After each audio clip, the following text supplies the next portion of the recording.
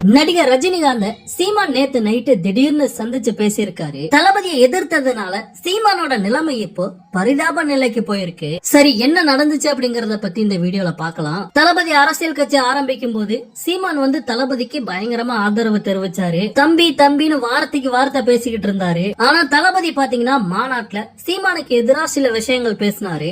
இதனால கடுப்பான சீமான் தளபதி ஏதாவது பண்ணணும் அப்படின்ட்டு என்னென்னமோ பண்ணிக்கிட்டு இருக்காரு. தமிழக வெற்றி கழகத்தோட மாநாட்டுக்கு முன்னாடி தம்பி தம்பின்னு பேசிக்கிட்டு இருந்த சீமான் இப்போ விஜய் தான் எனக்கு எதிரியும் சீமான் பேசுறது மக்களுக்கே பாத்தீங்கன்னா பயங்கர கோபத்தை ஏற்படுத்துது. மக்களுக்கு மட்டும் இல்ல, நாம் தமிழர் கட்சியில இருக்க எல்லாருக்குமே சீமானோட செயல்பாடுகள் பிடிக்கல அப்படின்னு தான் சொல்லணும். இதனாலேயே ஒவ்வொரு மாவட்டத்திலயுமே இருக்க முக்கியமான நிர்வாகிகள் நாம் தமிழர் கட்சியில இருந்து வெளியில போய்கிட்டு இருக்காங்க. சோ இதெல்லாம் பார்த்து சீமானுக்கு பயங்கரமான பதற்றம், ஒரு பயம் வந்திருக்கு அப்படின்னு தான் சொல்லணும். கட்சியில இருக்க முக்கியமான நிர்வாகிகள் ஒவ்வொருத்தரா வெளியில போய்கிட்டு இருக்காங்க.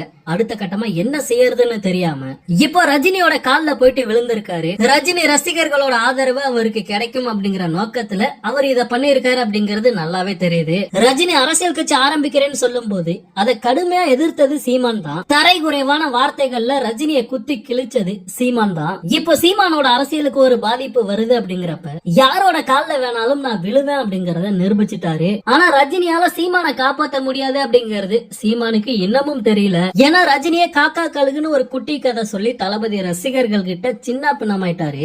அப்படி இருக்கும்போது அவரால சத்தியமா சீமானை காப்பாற்ற முடியாது. சோ சீமான் வேற யாரையாவது ட்ரை பண்ணலாம் அப்படிங்கறது என்னோட கருத்து. ஓகே நண்பா, இந்த ஒரு அப்டேட்டை பத்தி உங்களுடைய கருத்து என்ன அப்படிங்கறத மறக்காம கமெண்ட்ல ஷேர் பண்ணுங்க. தளபதியோட எல்லா அப்டேட்டையுமே மிஸ் பண்ணாம பாக்க நம்ம சேனலை சப்ஸ்கிரைப் பண்ணி சப்போர்ட் பண்ணுங்க. தேங்க்யூ.